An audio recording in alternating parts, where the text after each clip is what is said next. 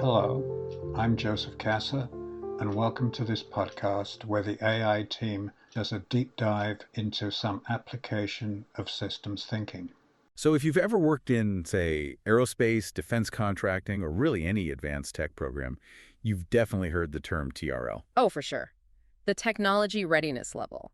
It's basically the official scorecard that groups like NASA or the DoD use to figure out how mature a new piece of tech actually is. Exactly. And it's foundational, but, it came from a really specific need.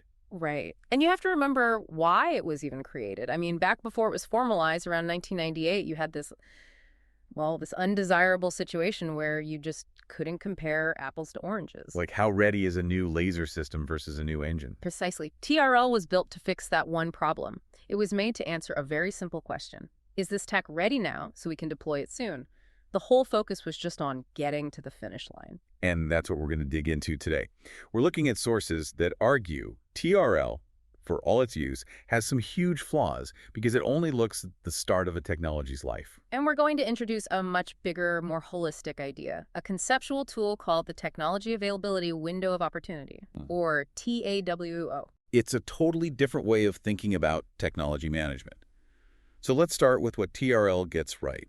It's a simple 9-step ladder, easy to grasp. Yeah, TRL-1 is, just observing the basic science in a lab. And TRL-9 is the holy grail. The system is flight-proven. It works. And if you break that down, you can really see where the focus is. Levels 1 to 4 are pure research. That's all your lab coat proof of concept stuff. Then 5 and 6 is where you start real development, maybe moving it into a more realistic environment. And 9 is full production, ready to go. Okay, and this is where it hits the bottom line, right? The risk assessment.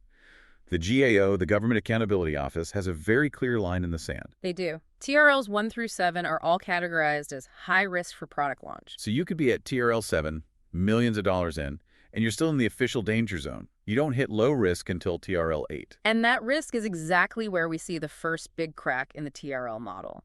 Because decades of data show that project managers consistently, almost universally underestimate the effort to get past TRL 6. They see TRL 7 and think they're on the home stretch. Exactly. But that's the valley of death where schedules and budgets go to die. But that seems weird, doesn't it? If it's a readiness scale, why is it so bad at predicting? Well, readiness. Because TRL is a static measure. It's a snapshot. It's just a photo. It tells you where you are today. Right. It tells you that today you are at TRL 7.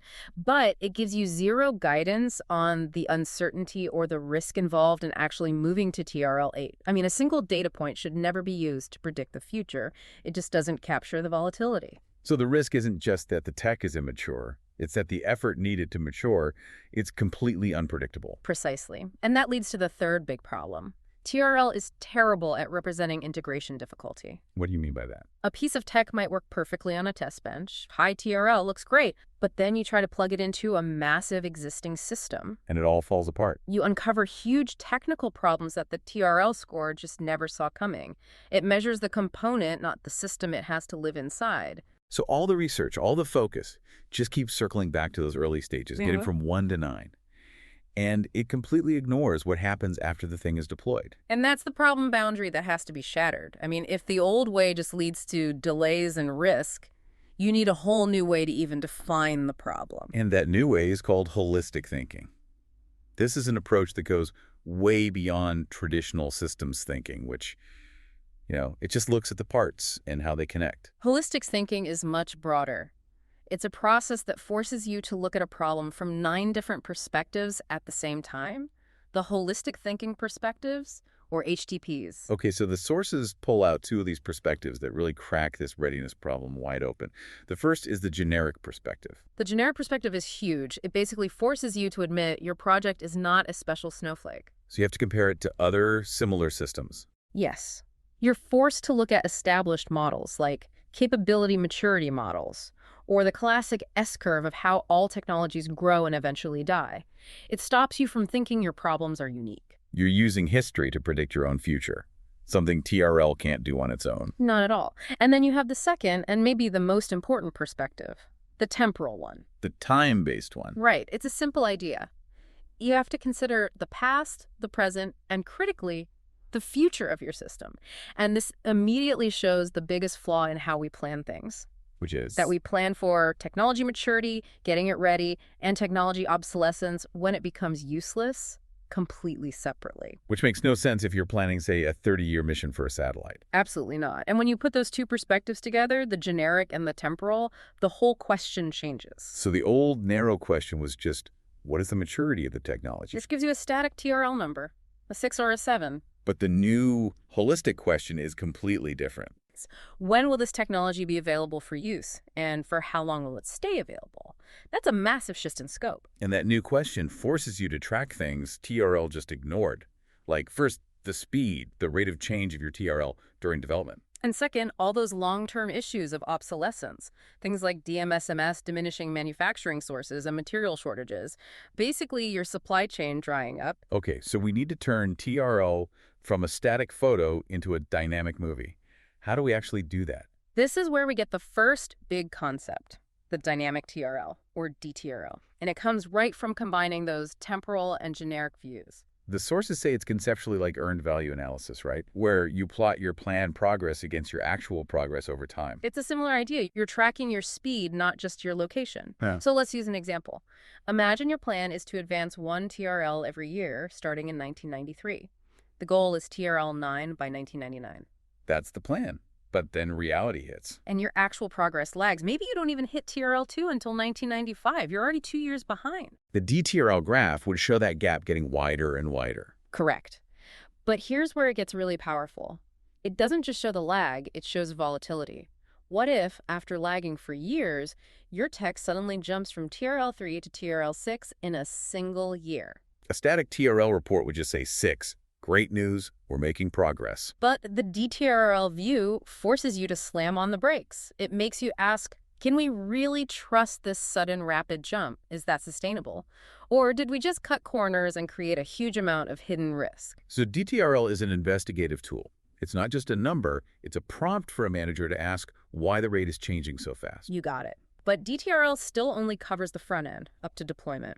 And that brings us to the full solution. Yeah. The Technology Availability Window of Opportunity, or TAWO. This is where the whole life cycle comes into play. Right. TTRL extends that dynamic view past TRL 9 to cover everything, from the first idea all the way to when the tech is so old it has to be retired. The sources use that whale diagram, showing the whole life cycle curve. Yeah, and TRLs only cover the, let's call it the childhood and production phases. Obsolescence, all the real long-term problems, that starts in adulthood and senility. TRL 9 is the start of the operational problem, not the end of the development one. So how does TAWOO map out that long tail end of a technology's life? Well, levels 1 to 8 are basically your dTRL, tracking that rate of change. Level 9 is defined as operational. This means it's ready and approved for use in new products. Okay, but what comes after that? This is the key. You get 3 new end-of-life levels. Level 10 is approaching obsolescence. Meaning? Meaning the tech is still being used in things out in the field, but, and this is critical, it is not allowed to be designed into any new products. So that's the trigger. At level 10, you are forced to start planning and budgeting for its replacement, even if it still works perfectly fine. You have to. If you don't, you get hit with a massive unexpected bill when a supplier just stops making a critical part. Okay, and after 10? Level 11 is obsolete. No new parts are being made. You're relying on whatever spares you have in warehouses. You're just buying time. And then level 12, the end of the line. Level 12 is antique. You have few or no spares left. The tech is done. And now you have a choice.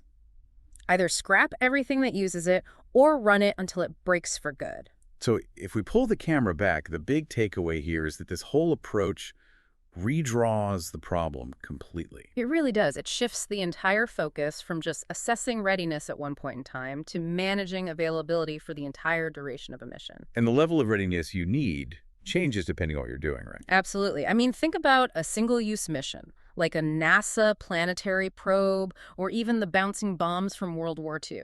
Things that only had to work once. Exactly. For those, you might be fine deploying at TRL 6 or 7. You don't need a massive supply chain or a 30-year maintenance plan. You just need a few of them to work. But for something like a commercial airliner or a fleet of fighter jets, then TRL 9 is the absolute minimum you need for that initial rollout. And you better be thinking about the full TAWOO scale, managing for levels 10, 11, and 12, or you're going to face a crisis 20 years down the road. And this isn't just a theoretical exercise. The sources point out that applying these holistic thinking perspectives, even looking back at history, can identify preventable failures. Right. They mention the RAF's air defense system in the Battle of Britain. Looking at it holistically shows where they failed to grasp the full life cycle implications of their technology choices. So, to sum it up, TRL is a static photo that ignored the future. And TRO, born from this bigger mindset, is a dynamic, full life cycle prediction tool. It's the difference between asking, is the oven hot now? And will this oven stay hot for the next 8 hours? So where do we go from here? We have this powerful concept, TAWOO, but it's still a concept. The really hard work of building a practical tool that a project manager can actually use is still ahead of us. And that leads right to the future research this all points toward. We know what questions to ask now, but our ability to answer them to predict the future is still full of uncertainty. And that leaves you with our final provocative thought for this deep dive. We know we need better predictive tools for this entire technology lifecycle.